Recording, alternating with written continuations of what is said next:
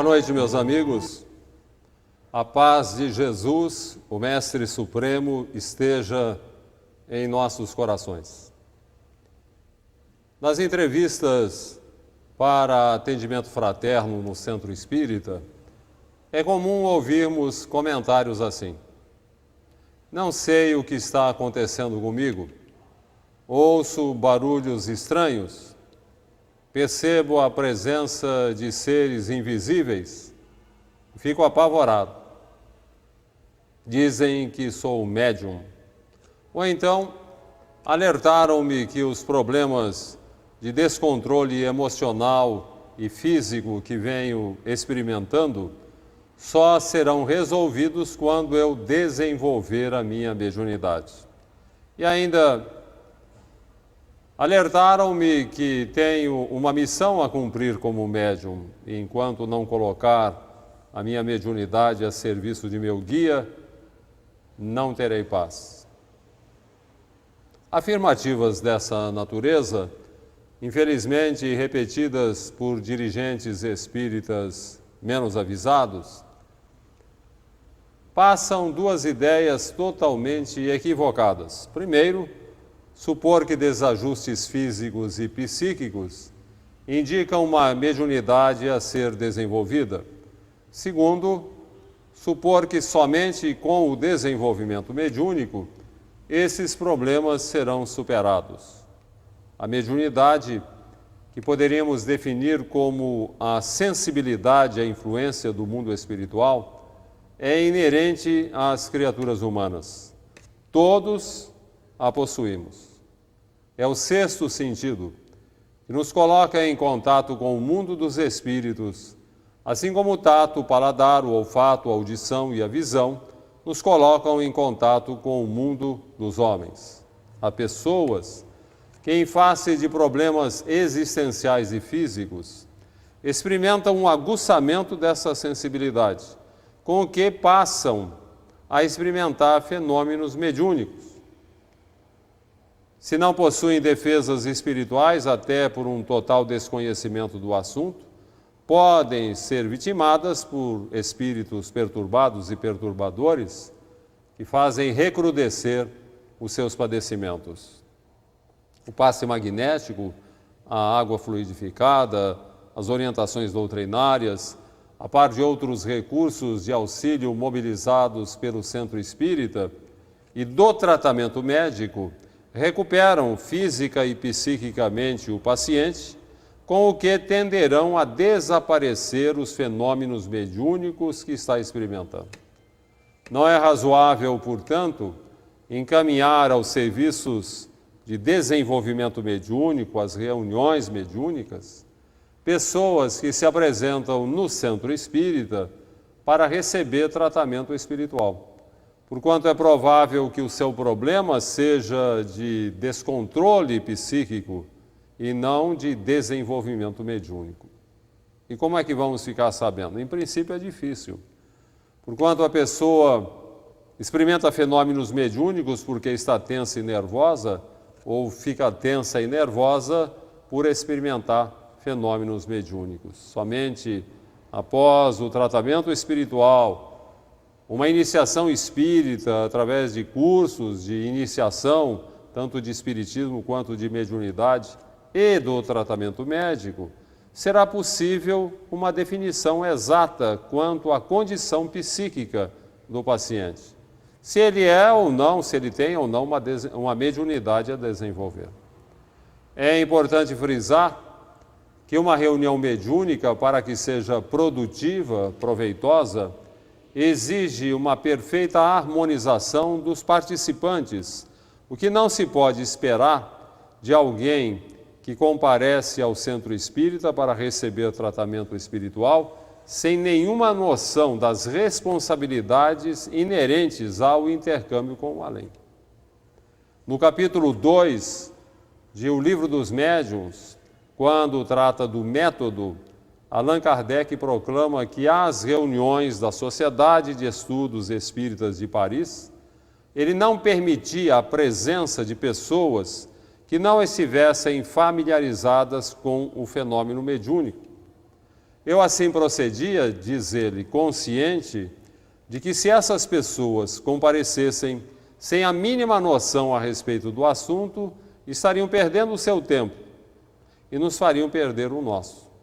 O desconhecimento desses assuntos, dessas orientações emanadas da doutrina espírita, leva a práticas mediúnicas que não têm nada a ver com a doutrina espírita.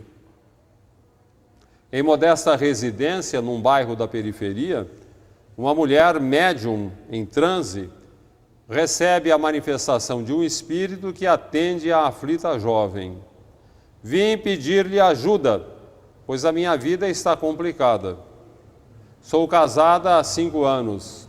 Vivíamos relativamente bem, mas ultimamente meu marido anda muito nervoso, brigamos com frequência, ele não tem paciência com as crianças. No outro dia afirmou que se arrepende de ter casado. Creio que ele anda envolvido com outra mulher. Seguem-se orientações relacionadas com banhos de defesa, defumações, ritos e rezas. Seguem-se outros consulentes. A jovem afastou-se, foi embora, satisfeita, porquanto as suas dúvidas, as suas suspeitas estavam confirmadas e ela receberia ajuda espiritual. Como dissemos, seguem-se outros consulentes. O rapaz que não para em emprego, a senhora que não consegue vender os seus produtos como vendedora, o homem perseguido por crônica conjuntivite, a mulher dominada pela depressão, a jovem que brigou com o namorado. Embora sejam coisas diferentes entre si, problemas diversos parecem originar-se em fontes comuns.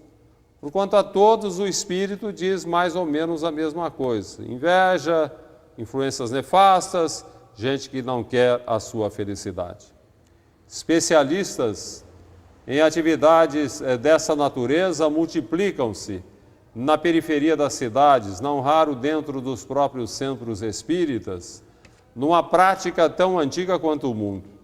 Já ao tempo de Moisés, o povo judeu estava tão viciado em consultar os espíritos através dos oráculos e das pitonisas, que o grande legislador decidiu proibir aquele intercâmbio com o além.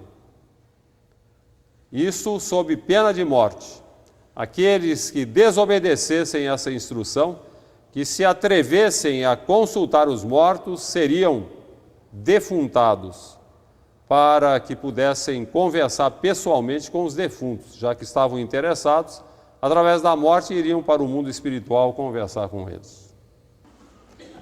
Voltamos a insistir, ainda que possa parecer repetitivo, não devemos procurar os espíritos a pretexto de solução para problemas corriqueiros e imediatistas. Sempre que o fizermos, estejamos certos de que não seremos atendidos por mentores autênticos.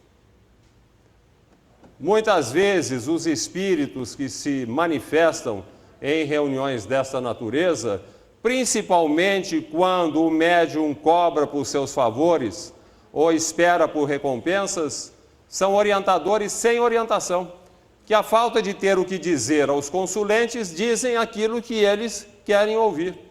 A mulher desconfiada do marido vai ouvir que ele tem outra. Quem não gosta dos vizinhos vai ouvir que são invejosos, querem o seu mal. Quem não para em emprego vai ouvir que está sendo perseguido. Sem a mínima noção para uma orientação mais precisa, esses espíritos limitam-se a atuar como palpiteiros do além, sugerindo providências que podem até dar certo, como todos os palpites, mas que não resolvem os problemas dos consulentes em definitivo, tornando-os, não raro, até mais complicados. A propósito, vale lembrar a história daquele homem viciado em procurar um palpiteiro do além nas proximidades de sua casa. O espírito, que estava efetivamente mais para palpiteiro, o orientava precariamente, às vezes acertando, às vezes errando, mas o consulente, como sempre, achando que o Espírito é o dono da verdade, se manifesta um que se intitula guia, porque ele sabe tudo e pode tudo. E aceitando os seus fracassos, os seus erros como meras contingências. Mas esse nosso herói, de repente, ele resolveu que deveria receber uma ajuda mais efetiva do guia. Preciso muito da sua ajuda, pai, mas o senhor tem que me ajudar de uma forma bem ampla.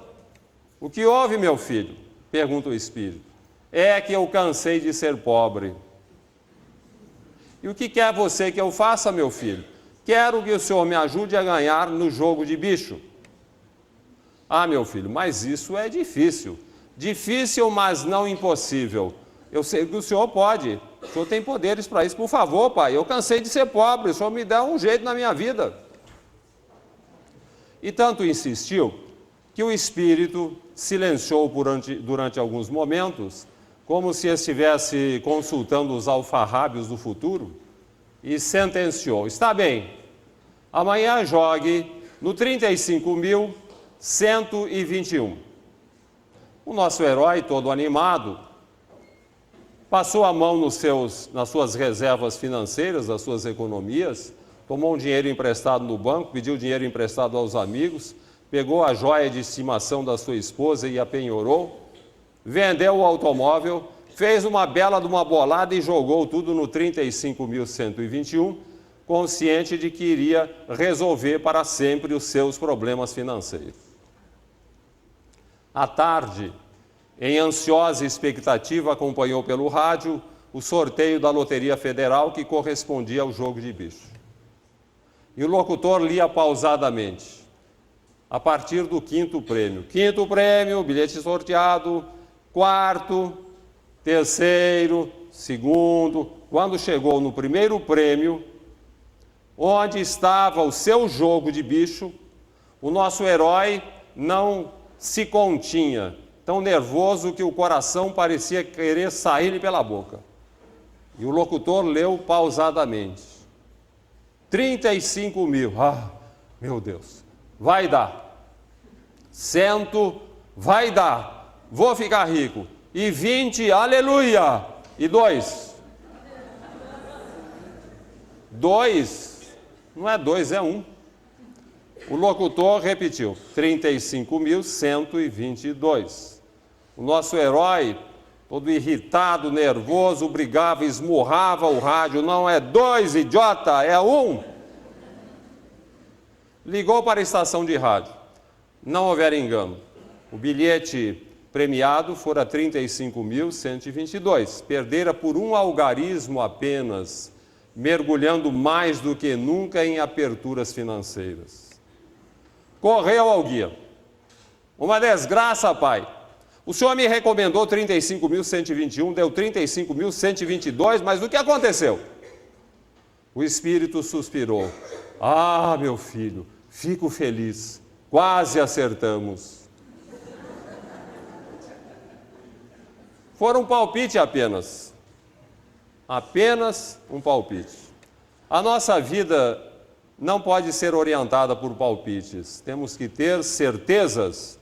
E a certeza definitiva nos é oferecida por Jesus ao proclamar: o reino de Deus está dentro de vós. Aquele estado íntimo de felicidade, de alegria, o sentir-se em paz com a vida em qualquer situação, seja rico ou pobre, são ou doente, com posses ou não, em qualquer situação da vida, é uma construção que devemos realizar dentro de nós mesmos. Aquele estado de pureza, de elevação espiritual, de superação das nossas limitações. A doutrina espírita tem muito a nos ajudar nesse particular, desde que nos disponhamos a estudar os seus princípios. Estudar, não simplesmente frequentar reuniões espíritas, estudar, pegar as obras básicas, participar de cursos, entender os mecanismos da vida perfeitamente expostos nessa maravilha de conhecimento superior, a mais pura, a mais bela mensagem já oferecida ao homem nos tempos modernos, que é a doutrina espírita. Preciso que estejamos dispostos a estudar, colocar em prática para que, superando as nossas limitações, possamos entrar no reino de Deus, isto é, o reino de Deus entrar dentro de nós, dando-nos a felicidade em qualquer situação e sem recorrer a palpiteiros. A ignorância em torno destes assuntos que dizem respeito ao intercâmbio com o além costuma gerar muitas superstições. A gente vê muita gente amedrontada, supersticiosa, que tem temores variados relacionados com a presença dos espíritos em nossa vida. No próprio meio espírita nós vemos isso, porque as pessoas não se dão ao trabalho de estudar a doutrina espírita, de entender como funciona o mecanismo de intercâmbio com o além. Como é que os espíritos nos influenciam e através de que metodologia eles nos influenciam. A ignorância é lamentável. Num bairro de periferia, na confluência de duas ruas, moram 4 famílias, uma em cada esquina. Certa manhã, o morador de uma daquelas casas abre o portão para sair com o automóvel e depara, no meio da rua, com 2 estranhos objetos, uma garrafa de pinga e uma vela. Olha para os 2 objetos e sorri. Ah, esse povo brasileiro não tem mais o que inventar em suas práticas religiosas. Toma o automóvel e vai trabalhar tranquilamente. Aquilo não teve nenhuma repercussão em seus estados de ânimo. Sai o segundo morador. Olha para os 2 objetos e fica literalmente apavorado. Meu Deus, um despacho. Alguém querendo a minha desgraça. Toma o automóvel e afasta-se rapidamente, sem afastar de seu coração a angústia e o medo. Passa o dia atormentado, sentindo-se perseguido por 1000 influências espirituais inferiores. À tarde, quando regressa ao lar, ele está literalmente enfermo. Ficou doente de medo. Sai o terceiro morador. Olha desconfiado para aqueles 2 objetos.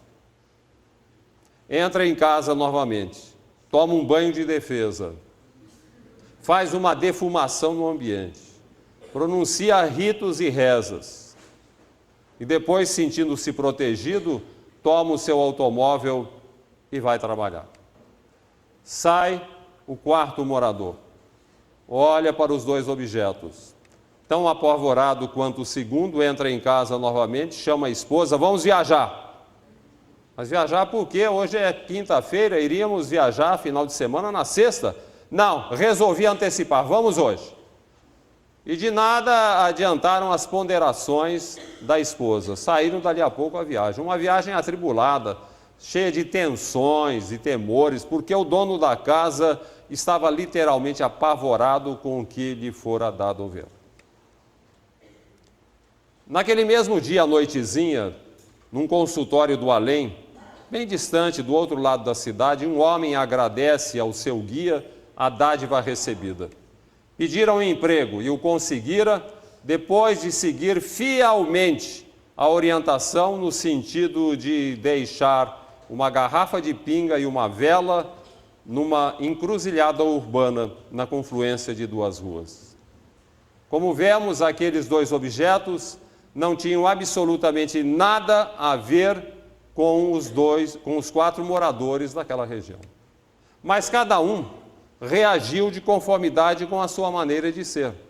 O primeiro considerou que aquilo não significava nada e para ele não significou absolutamente nada. O segundo ficou apavorado e ficou doente. O terceiro tratou de proteger-se com práticas ritualísticas. O 4º assumiu uma postura de fuga. A história demonstra como a nossa maneira de ver as coisas tem uma influência decisiva nos nossos estados de ânimo. Nós somos o que vemos. Pessoa que está sempre vendo 1000 influências espirituais, tudo é influência espiritual, tudo é manipulação das sombras, tudo é despacho, a pessoa vive atormentada, infeliz, dentro do centro espírita, tomando passe, submetendo-se a tratamento, porque ela pensa assim, ela vê assim, e por isso ela sente assim. Se nós queremos a estabilidade espiritual, é preciso o quê? Estudar a doutrina, compreender bem os mecanismos de influência espiritual, como é que nós podemos ser influenciados. E como é que nós podemos neutralizar influências das sombras? Conhecer, saber. Porque somente assim é que nós teremos estabilidade.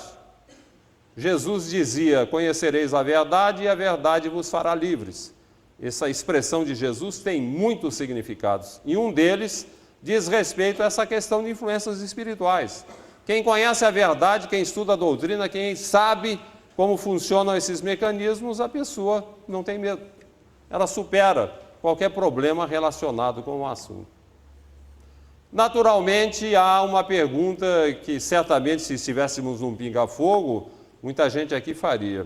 E se aqueles dois objetos representassem uma espécie de evocação das sombras para prejudicar um dos moradores daquelas casas? Isso é possível? E o que aconteceria? Responderíamos com outra pergunta. É possível contratar um pistoleiro para dar tiros em alguém? A resposta, bem o sabemos, é afirmativa, principalmente em regiões agrestes. Há pessoas que têm esse mau hábito de resolver as suas pendências com alguém, contratam um pistoleiro para dar tiros na pessoa. Ora, se encontramos na Terra, se é possível na Terra encontrar pistoleiros dispostos a dar tiros em alguém para atender aos nossos desejos, certamente os encontraremos no mundo espiritual também. E nem é preciso ir atrás de um médium, de um intermediário. Basta que odiemos profundamente alguém, que lhe tenhamos extremado rancor, que lhe desejemos todo o mal, que o amaldiçoemos e automaticamente estaremos evocando forças das sombras, espíritos, dispostos a nos auxiliar nesse mistério, e que vão abater o nosso desafeto com balas de perturbação, de discórdia, desentendimento, de sofrimento, de desequilíbrio. O problema é que depois nós não poderemos dispensar esses pistoleiros do além como quem dispensa os pistoleiros da terra, pagando-lhes determinada importância em dinheiro, porque o preço que esses espíritos cobram é muito alto. É o domínio sobre as nossas vidas. É como se vendêssemos a nossa alma ao diabo. Naturalmente, meus amigos, nós estamos usando apenas um símbolo, uma alegoria. Nós sabemos, à luz da doutrina espírita, que diabo não existe. Diabo como força que se contrapõe ao poder de Deus é uma bobagem. Nada se contrapõe ao poder de Deus. Diabos somos nós quando praticamos o mal, habilitando-nos a sofrimentos 1000, porque é assim que Deus transforma o diabo em anjo, considerando que todos nós fomos criados para a angelitude. A diabrura é apenas um desvio de rota pelo exercício mal feito, mal exercitado do livre-arbítrio. E com o sofrimento todos nós chegaremos lá. Ainda que existam os pistoleiros do além, tácita ou ostensivamente contratados para fazer mal a alguém, é preciso lembrar aqui um ditado popular muito interessante que se aplica no caso. Praga de urubu não mata cavalo gordo. Praga de urubu não mata cavalo gordo. As influências das sombras nos atingirão apenas na medida em que não tenhamos defesas contra elas, apenas na medida em que não tenhamos saúde espiritual. E aqui cabe nos lembrar uma das questões mais importantes. Se eu tivesse que eleger as 10 questões mais importantes de O Livro dos Espíritos, eu elegeria como uma delas a de número 551, quando Allan Kardec pergunta: pode um homem mau, com o concurso de um mau espírito, fazer mal a alguém? Pergunta interessantíssima. Pode um homem mau, com o concurso de um mau espírito, fazer mal a alguém? A resposta do mentor espiritual é clara e incisiva. Não. Deus não o permitiria. Não. Deus não o permitiria. Mas como, dirá alguém? Como não permitiria? A todo momento, nós não estamos vendo aí influências das sombras, processos obsessivos? Nós estamos vendo gente sendo literalmente abatida por espíritos das sombras que fazem mal, que criam confusão no mundo? Mas a resposta está absolutamente correta. Os espíritos das sombras não têm o poder de provocar o mal em nós, apenas o exploram. Eles apenas exploram o mal que há em nós, eles não produzem o mal. Espírito obsessor não induz ao adultério. Nós não podemos culpar os espíritos obsessores pelo adultério. Eles apenas exploram num dos cônjuges a tendência à infidelidade. Nenhum espírito obsessor induzirá a angústia existencial, a depressão, um coração sintonizado com a alegria de viver. Ninguém nos incompatibilizará com o nosso semelhante se em todas as situações nós cultivarmos o entendimento, a compreensão, o respeito, os valores do Evangelho. Há pessoas que procuram o chamado corpo fechado, submetendo-se a práticas ritualísticas variadas. Pode até funcionar, se a pessoa acreditar nisso, mas é uma defesa precária, como um mero escoramento para uma casa mal construída, mal conservada. Se nós aspiramos nos livrarmos dos espíritos inferiores, da pressão das sombras, do mal que possa nos atingir a partir dessas entidades, é fundamental, é muito importante que eliminemos o mal que há em nós. Não que sejamos criminosos, assassinos, não que sejamos bandidos, mas o mal relacionado com a maneira como nós encaramos o mundo, as pessoas, o ambiente que nos rodeia. O mal está no nosso olhar, na nossa maneira de enxergar as coisas, de conviver com as pessoas. A propósito, vale lembrar a notável história daquele velhinho, muito sábio, sentado à beira da estrada na entrada de uma cidade, ali, sentado à sombra de uma árvore, tranquilo, quando parou um automóvel junto de si. E o motorista o cumprimentou. Bom dia, meu velho, tudo bem por aqui? Bom dia, meu filho, vou otimamente. E você? Com a graça de Deus, vou muito bem mesmo, sou um homem muito feliz. Mas eu estou de mudança para esta cidade e gostaria que o senhor me dissesse como é o povo que mora aqui. E o velhinho respondeu com outra pergunta. Meu filho, como é o povo da cidade de onde você vem? Ah, povo maravilhoso. Gente amiga, gente fraterna, solidária, fiz muitas amizades lá. Só saí por força de minhas obrigações profissionais. Ah, meu filho, falou o velhinho, fique tranquilo, o povo daqui é exatamente igual, você vai se dar muito bem. O motorista agradece, obrigado, meu velho, fique com Deus, vá com Deus, meu filho, vai embora. Dali a pouco para outro carro. O motorista, desta feita, um homem mal encarado, sério, que não se dá o trabalho de cumprimentar o velhinho. Por favor, o senhor pode me dar uma informação? Pois não, meu filho. Estou de mudança para esta cidade e gostaria que o senhor me dissesse como é o povo que vive aqui. E o velhinho repetiu a pergunta. Como é o povo da cidade de onde você vem, meu filho? Por que o senhor quer saber? Não, apenas curiosidade minha.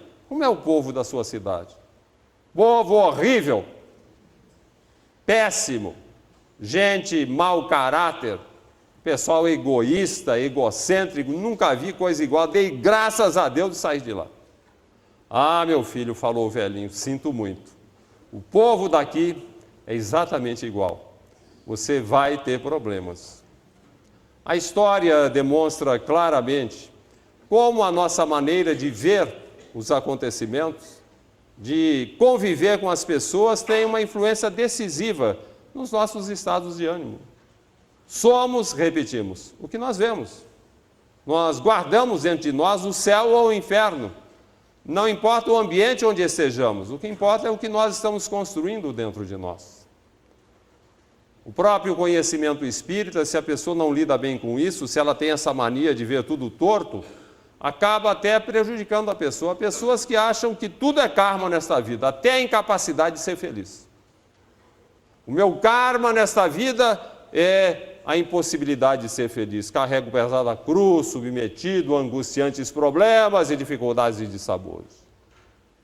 Quem assim fala não entende nada de espiritismo e não entende nada de karma. O karma, meus amigos, são situações educativas que surgem na nossa vida com o objetivo de corrigir a nossa rota, de nos ajudar a superar as nossas mazelas e imperfeições, no pagamento de nossas dívidas. Então, karma não tem nada a ver com a nossa felicidade. O cidadão pode nascer cego ou sem um membro, pode enfrentar uma crise financeira, pode sofrer um prejuízo, ele pode ter uma família difícil, ele pode ter uma profissão muito humilde, andar com dificuldade e assim mesmo conservar a capacidade de ser feliz.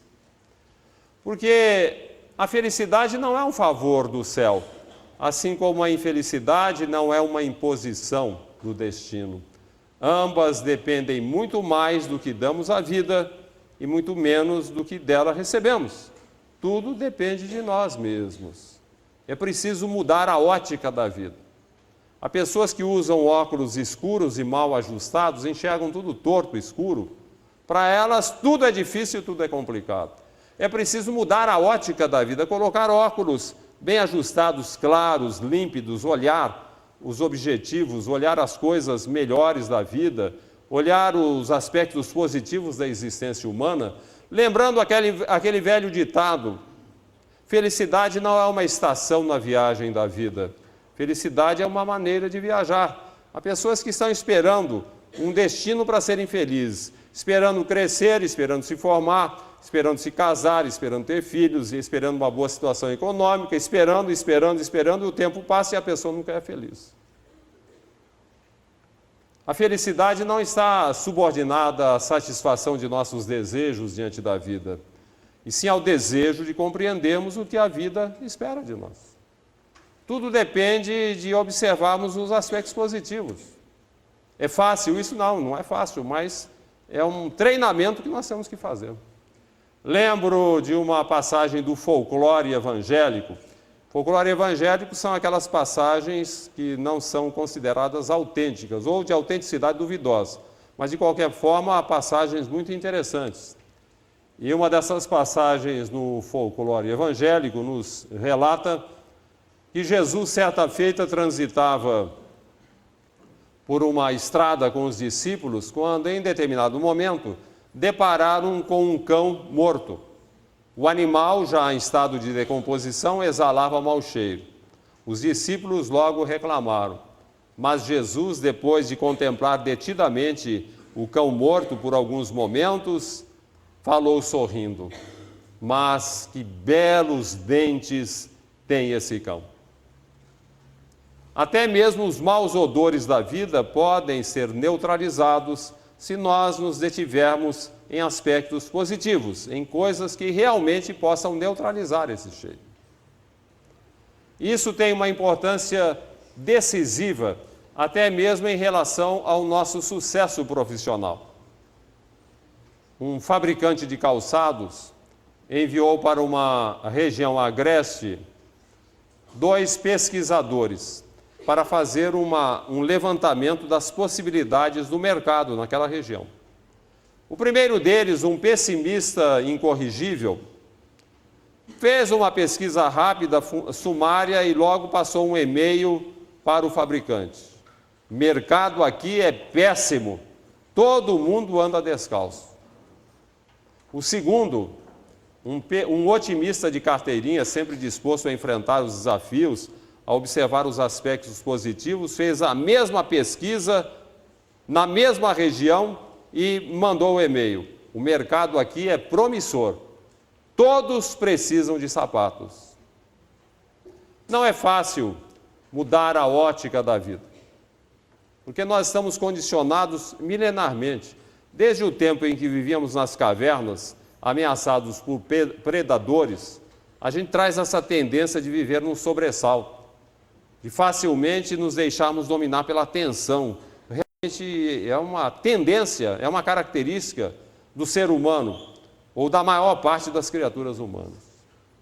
Mas lembramos aqui um outro ditado interessante: princípio de angu é mingau.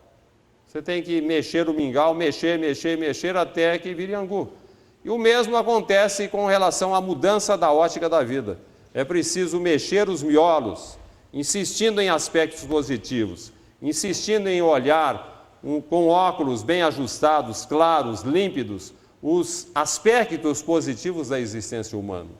Conheço companheiros espíritas que alcançaram expressivo sucesso nesse particular. Um deles sofreu um grave acidente automobilístico e comenta: o desastre foi terrível, perda total do automóvel, foi perda total, ficou o carro inteiramente destruído, mas com a graça de Deus foi apenas perda material. Espiritualmente falando, eu ganhei muito, porque eu era afoito, dirigia de forma imprudente, não respeitava os sinais de trânsito. Agora não, eu sou mais cuidadoso, respeito os sinais, levo tudo muito a sério, não ultrapasso os limites da velocidade. Esse desastre foi de grande utilidade para mim. Outro, às voltas com uma família complicada, difícil, proclama bem-humorado: ah, a minha família me santifica, oferecendo-me inúmeras oportunidades a cada dia de exercitar os valores do Evangelho. Como é que eu iria treinar a paciência, a compreensão, a tolerância, o perdão, se não fosse pela minha família? Todo dia eles têm um comportamento que me obriga a ser paciencioso, a ser tolerante, a ser amigo, a perdoar, a compreender. Então, todo dia eu treino os valores do Evangelho. Por isso eu digo que a minha família está me santificando. Outro, às voltas com uma grave enfermidade de pele, que lhe provocou pústulas que se estenderam da sola dos pés ao couro cabeludo, ficou com um aspecto medonho, mas tranquilizava aqueles que o visitavam, dizendo: fiquem tranquilos, estou apenas me submetendo a um eficiente tratamento de beleza para a minha alma. O corpo está uma draga, mas o espírito está com a brancura de homo. Essa visão positiva, essa reação positiva aos acontecimentos, esse treinamento para ver apenas os aspectos positivos e nos determos neles e os usarmos como inspiração da nossa vida, tudo isso é de importância fundamental até mesmo em questões de saúde. Há pessoas que, quando recebem um diagnóstico de câncer, acham que esse diagnóstico equivale a um atestado de óbito, que vão morrer. É muito comum hoje, as pessoas de um modo geral têm horror do câncer e associam o câncer à morte, né? Tem câncer, embora a medicina tenha evoluído muito, e hoje há grandes chances de recuperação, principalmente quando o câncer é detectado no início. Não obstante, as pessoas continuam achando que câncer é o fim do mundo, é atestado de óbito, e não é assim. É preciso encarar também a doença, seja o câncer ou uma qualquer outra doença, também de uma forma positiva, confiando em Deus, confiando em nós, seguindo o tratamento médico, tendo fé, tendo a certeza de que Deus vai nos ajudar e que seja tudo feito pela vontade de Deus. Nos colocando nas mãos de Deus, nós não teremos medo nem mesmo do câncer. Algum tempo atrás, eu acompanhava um familiar para sessões de radioterapia num hospital especializado em tratamento de câncer. Então, fez 20 e tantas aplicações, eu ia sempre acompanhando. Era um familiar meu. E nesse hospital, eu vi uma coisa muito interessante que me marcou muito, inclusive era uma poesia que estava na parede, um pequeno quadro.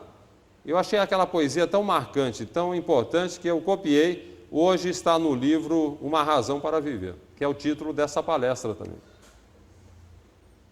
E a poesia, um pequeno poema, diz assim: o mundo tem a sua cor, É você quem mede o mundo e o vê como é você.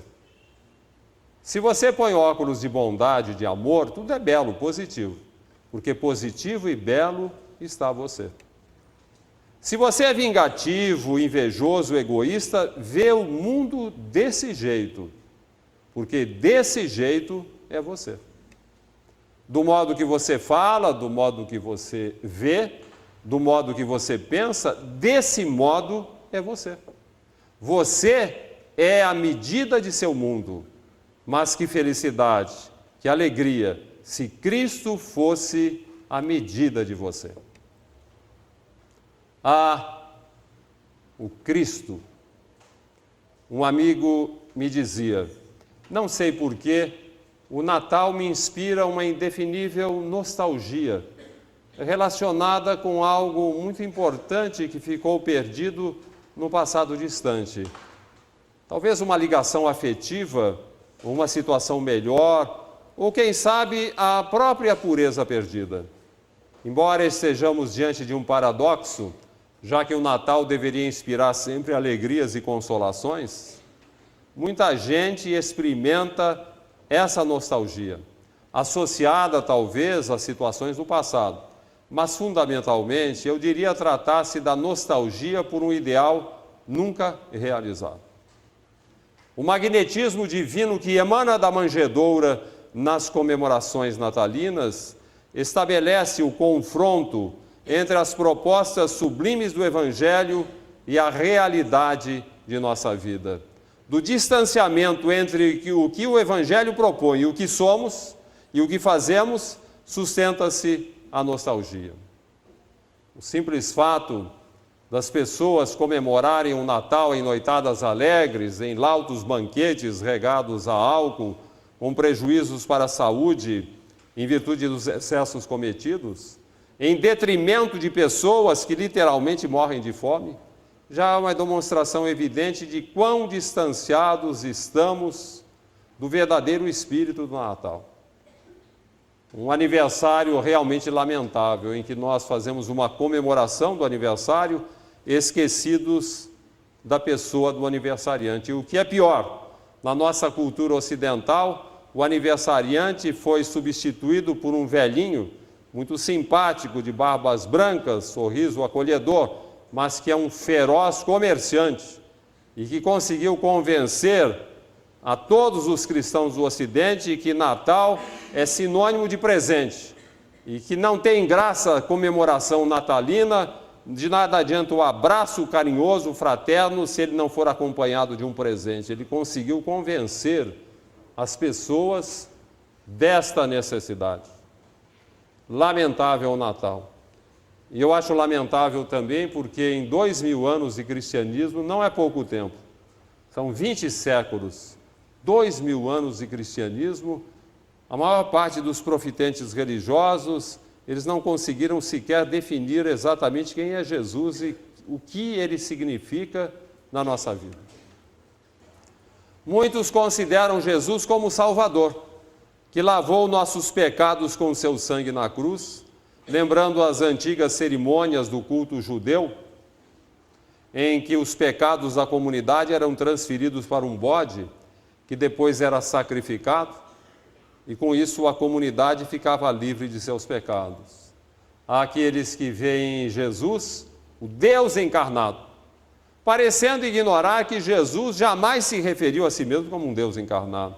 Ele sempre se referiu a si mesmo como um enviado, como um servo de Deus, como um filho do homem.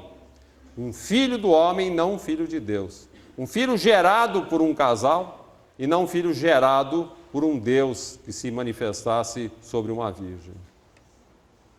Há aqueles, multidões na verdade, que julgam cumprir seus deveres religiosos simplesmente submetendo-se a repetitivas cerimônias, cultos exteriores, ritos e rituais. Há aqueles que acreditam que estão salvos simplesmente porque proclamam a sua crença em Jesus. É preciso superar semelhantes equívocos e assumir as nossas responsabilidades diante do Cristo. partindo do princípio revelado pela doutrina espírita, de que Jesus é um irmão nosso, um filho de Deus como todos nós o somos, um espírito criado por Deus como todos nós somos criados. Um irmão puro e perfeito, preposto de Deus, que veio à Terra com a tarefa precípua de nos ensinar a viver como filhos verdadeiros do Altíssimo. Essa foi a missão de Jesus. Ele veio ensinar como é que nós podemos agir como filhos de Deus. E como fazem os professores autênticos, eficientes, ele não se limitou a transmitir uma mensagem, ele viveu-a intensamente em todos os momentos, transformando a manjedoura e a cruz em dois símbolos da redenção humana: humildade na manjedoura, sacrifício na cruz. Humildade e sacrifício, os dois símbolos maiores do cristianismo. Entre ambos, há todo um roteiro de renovação para a humanidade, apresentado com a simplicidade da sabedoria autêntica e a profundidade da verdade revelada. Aqueles que criticam, que fazem comentários desairosos sobre o comportamento alheio, o mestre lembra na inesquecível passagem da mulher adúltera que ninguém pode atirar a primeira pedra porque ninguém está livre de pecados. Aos que se apavoram ante a situação do presente e as perspectivas do futuro, recomenda que busquem em primeiro lugar o reino de Deus e a sua justiça. Viver com justiça, cumprir os mandamentos divinos, e tudo mais lhe será dado por acréscimo. Aqueles que se apegam aos bens materiais, adverte que não se pode servir a dois senhores, a Deus e às riquezas. E conta a história daquele homem que amealhou uma enorme fortuna para ser feliz, mas pouco pôde desfrutá-la, porque logo morreu, nada levando para o mundo espiritual, senão um perturbador comprometimento com os enganos do mundo. Aqueles que tentam resolver as suas pendências, apelando para a violência, lembra que quem com ferro fere, com ferro será ferido. Quem apela para a violência acabará sendo vitimado por ela. Em todas as situações, em todos os momentos de nossa vida, temos em Jesus a orientação mais precisa, o caminho mais exato, a possibilidade mais promissora. Gastamos rios de dinheiro à procura do melhor para a nossa casa, para a nossa saúde, para a nossa apresentação, para a nossa família, e esquecemos o essencial, as lições de Jesus, que não custam absolutamente nada. Se as procurássemos, se as estudássemos, saberíamos que em múltiplas circunstâncias na Terra, nós temos procurado a felicidade no lugar errado, à distância daquilo que ensinou e exemplificou Jesus. Qual um farol abençoado que ilumina os escabrosos caminhos humanos, o Espiritismo confirma para nós que Jesus é realmente o caminho, a verdade e a vida. O caminho de nossa redenção, apontado na excelência de seus ensinamentos, é a verdade imutável de Deus apresentado em suas lições. E Ele é realmente a própria vida. Aquela vida estuante, formosa, que circula por nossas veias, quando o nosso cérebro povoa-se de ideais e o nosso coração pulsa ao ritmo incessante de serviço no campo do bem. É preciso, portanto, meus amigos, que assumamos as nossas responsabilidades como espíritas cristãos, buscando as marcas do Cristo, o sacrifício dos interesses pessoais em favor do bem comum. Esse é o grande desafio da nossa vida. O processo de nossa renovação implica em sacrificarmos os nossos interesses em favor do bem comum. Não há remédio melhor para os males humanos, para a infelicidade crônica que afeta muitas pessoas, para as perturbações, senão a prática do bem. Porque a prática do bem representa o cumprimento da lei de amor, que é a lei maior de Deus. Quando nós praticamos o bem, a gente cumpre a lei divina, e cumprindo a lei divina, nós sintonizamos com o céu. É preciso, portanto, que busquemos as marcas do Cristo. E eu sei perfeitamente, todos nós sabemos, que na verdade a grande finalidade da existência humana é essa. Se alguém me perguntar qual a principal finalidade, nós estamos aqui para buscar as marcas do Cristo. Isto é, para aprendermos a sacrificar os nossos interesses em favor do bem comum, do trabalho em favor do próximo. E certamente, meus amigos, muitas vezes no mundo espiritual, quando nos preparávamos para a presente existência, certamente teremos elevado o nosso pensamento em oração, dizendo assim: Senhor, quando me deres o privilégio do renascimento no berçário do mundo, entre as necessidades que apresento e aquelas que não vejo, eis, Senhor, o desejo em que dia por dia me aprofundo. Deixa-me renascer em qualquer parte, entretanto que eu possa buscar-te onde constantemente continuas, trabalhando e servindo em todas as estradas, para que eu também tenha as minhas mãos marcadas, como trazes as tuas. Quanta ilusão em que me debatia, crendo que o desespero fosse prece, a rogar-te alegria e segurança, sem que eu nada fizesse. Imitava na terra o lavrador a temer pedra e lama, vento e bruma, aguardando milagres de colheita, sem plantar coisa alguma.